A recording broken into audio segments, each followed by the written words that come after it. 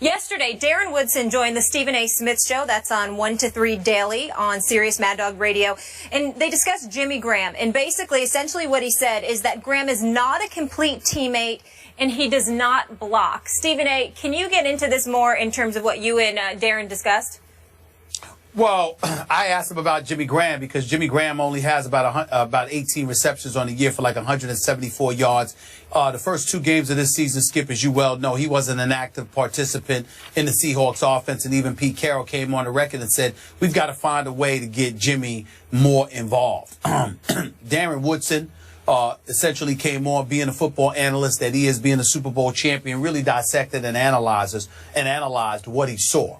And essentially said that he wasn't a teammate. He was a guy out there playing for himself because not necessarily in terms of selfishness, but that he wanted no part of the physicality. It's something that I heard Chris Carter allude to just weeks earlier when he sat there and said, look, Jimmy Graham would block, but let's be real, he doesn't want to block. That's what he said. And obviously, when you play the tight end spot, Skip Bayless, sometimes your responsibility is to help that offensive line ward off oncoming defenders towards the quarterback. You got to block. And that's not Jimmy Graham's strength. So because of that, Darren Woodson highlighted that just like Chris Carter had weeks earlier, except that Darren Woodson obviously sounded a bit more incendiary, to say the least.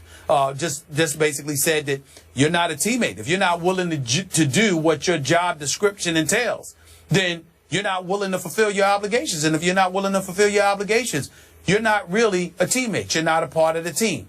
That was the conclusion that Darren Woodson came to. Now, we all know, to at least some degree, Jimmy Graham's background, how a lot of people have been getting on him lately. Outside of Rob Gronkowski, he was considered an elite tight end in the game of football in terms of his talent. We saw him humbled significantly when he went up against the Seattle Seahawks over the past couple of years. So the allure surrounding Mr. Fantasy Superstar himself, Jimmy Graham, sort of dissipated to some degree because we know that the fantasy football lovers just absolutely love him. But then he ultimately gets traded from, New Orleans to Seattle. And you're thinking, well, he's supposed to shine in this particular system. That has not been the case. And so it's been open season on him. Then now you see these stories coming out, talks about his background, talks about foster care, talk about being abandoned by his mom, talk about some of the things that he had to endure. So to call him soft in any way seems sacrilegious and idiotic. But in the end, what it comes down to is this, in my estimation, Skip. The problem with Jimmy Graham is that Jimmy Graham is a tight end that does not view himself as a tight end. Jimmy Graham sees himself as a wide receiver. Remember that beef he had with New Orleans a couple of years back when he was looking for additional dollars. He was saying, I'm not a tight end, I'm a wide out. And I guess it was the arbitrator, whomever it was, had declared that, no, you're a tight end, just like the New Orleans Saints says you are. And so they went from there because he was using it because apparently some money's allocated for particular positions and what have you. So that's what happened with that. But in the end, I think that Jimmy Graham is still a big-time talent. I think he's somebody that can play the game of football very, very well. I think it would behoove Pete Carroll, Darrell Bevell, and the Seattle Seahawks offense led by Russell Wilson to get this man more involved, because the more lethal Jimmy Graham becomes offensively, the more of a problem Seattle's offense is going to cause for opponents. With Beast Mode, Marshawn Lynch, with Lockett and those boys, I think they can make some noise. But obviously, people are down on Jimmy Graham right now, and Darren Woodson is definitely first and foremost on that list. Yes, he is. Stephen A., as you know, I covered Darren Woodson when he was a Dallas Cowboy. He was as tough a safety as I've ever been around in my many years covering pro football. So I get where his heart is on this matter. He's basically saying, I wouldn't want that guy in my locker room on my team because I don't like the contribution that he's bringing. He's not giving what a football player needs to give at that position. And I don't want to be too hard on Darren, but you're right. There's an identity crisis here going on with Jimmy Graham because he does not consider himself playing that position. He doesn't think he was more basketball player than football player. He played all 4 years of basketball, only 1 year of football. So he's a little bit of a fish from Miami out of water in the NFL in that I don't think he ever wanted to block anybody. He's not into high contact. He's not a Darren Woodson. He's not built that way. And so I ask all the analysts, what did you expect of him? Because you made the point, Stephen A., as they went through arbitration. The stats showed from last season in New Orleans that Jimmy Graham lined up as an inline tight end only 33% of the time. That meant that he lined up in line 291 times. All the other times he was in the slot or split completely out wide, 486 times. So I thought he had a good case that he's much more hybrid wide receiver than he is pure tight end. So when he got to Seattle, you and I talked about, man, how are Cam Chancellor, Richard Sherman, all the rest in the Legion of Boom, how are they going to accept this? Now, do they resent him? I don't know. I don't have any idea. But he's so far having a hard time fitting into the Seattle offense, and it may be a little bit because there's some resentment that he doesn't do the dirty work, as Darren Woodson said. But I don't think he's capable. I don't think he's built to do the dirty work. I think they just have to accept him for what he is and isn't. Well, I think they have to remember the number one reason they brought him to Seattle. Bottom line is they didn't bring him to Seattle to block. I understand that's part of his responsibility, but they didn't bring him to Seattle for that. They brought him to Seattle to catch the football. They brought him to Seattle to be their version and the NFC's version of Rob Gronkowski, because we all know as it goes for tight ends, he may be the closest thing to Rob Gronkowski out there in terms of route running and catching the football from the tight end slot. If they utilize him effectively, none of this is an issue. I promise you, the Legion of Boom is going to look at him and his ability to elevate Seattle's offense, and they will gravitate to him in a heartbeat. But you don't ask a guy like that to block that much. I don't care what anybody says. You just don't do it.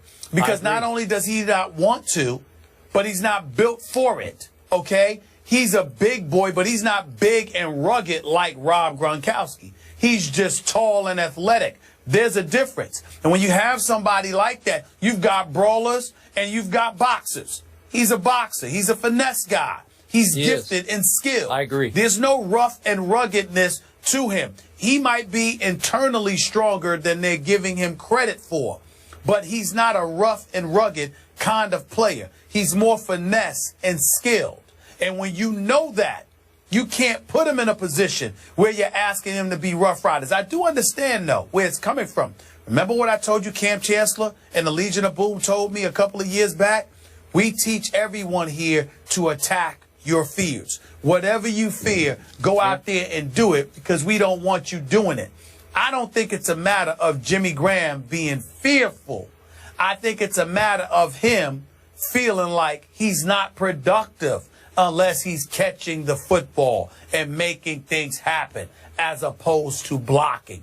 That's part of his problem. Okay. So somebody's going to have to get into his head and modify his mindset to some degree, but at the same time, they're going to have to learn to appreciate the gifts that he brings to the table, because they didn't have it before he arrived. That's why they went out there and got him.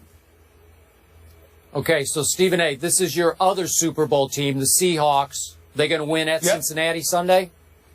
I believe they will. Their Easily? offense is giving me live, and they'll show up for this game. Cincinnati's very good. They're very gifted. You know, I have no faith in them in the postseason, but I think they're legit in the regular season. But they're not going to go undefeated. I think they're right to be had. I think that defense is big time, but I think Russell Wilson could do some things against them, and I think the Legion of Boom is going to rattle Andy Dalton. I think as pretty and as nice as he has looked throwing the football, I think he's going to be made to be very, very uncomfortable this coming Sunday.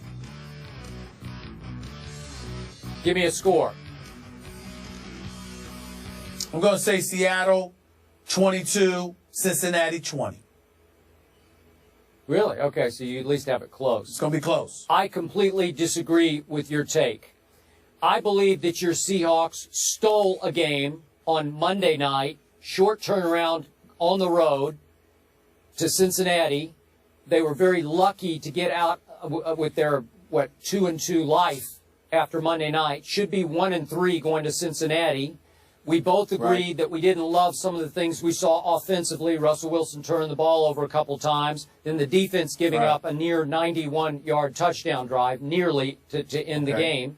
Not a great sign. Cam Chancellor still trying to sort of find his way back into the Legion of Boom. Obviously, slightly rusty here and there, though he made a great play that looked like it had saved the game until the bat out of hell play occurred. So I'm going to go with Cincinnati here because I'm starting to believe in the Bengals. I did not even have them in the playoffs, but my eye test is telling me they have a different level of self-confidence this year than I've seen in the past. Last few years, they have roller coastered all the way through the year, and maybe they still will. Maybe this will be the start of a decline.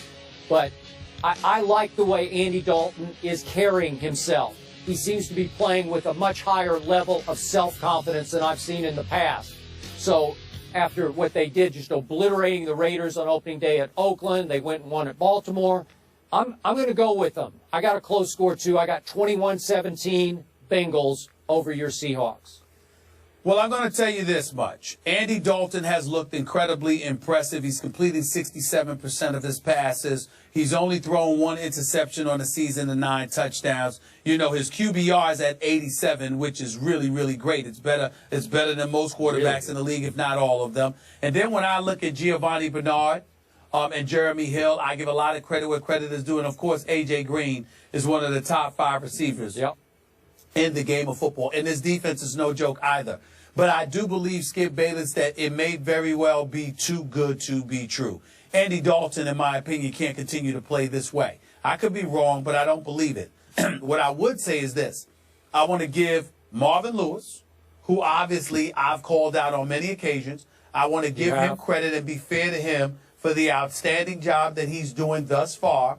I also want to take a moment to give major props to Hugh Jackson, an individual who should have never been let go by Reggie McKenzie as head coach for the Oakland Raiders, who's now the offensive coordinator in Cincinnati, who I think is doing an outstanding job in terms of reshaping the makeup, the mental makeup of the Cincinnati Bengals, particularly, obviously, on the offensive side of the ball. They're coming after people, and I haven't seen them do that like this in all the years that Marvin Lewis has been there. So I'm going to give Hugh Jackson a lot of credit for what we're seeing from Andy Dalton and the rest of that offense now. Not because of their abilities, but also because of their mindset. They are coming after it. They are constantly on the offensive. And I like that mentality.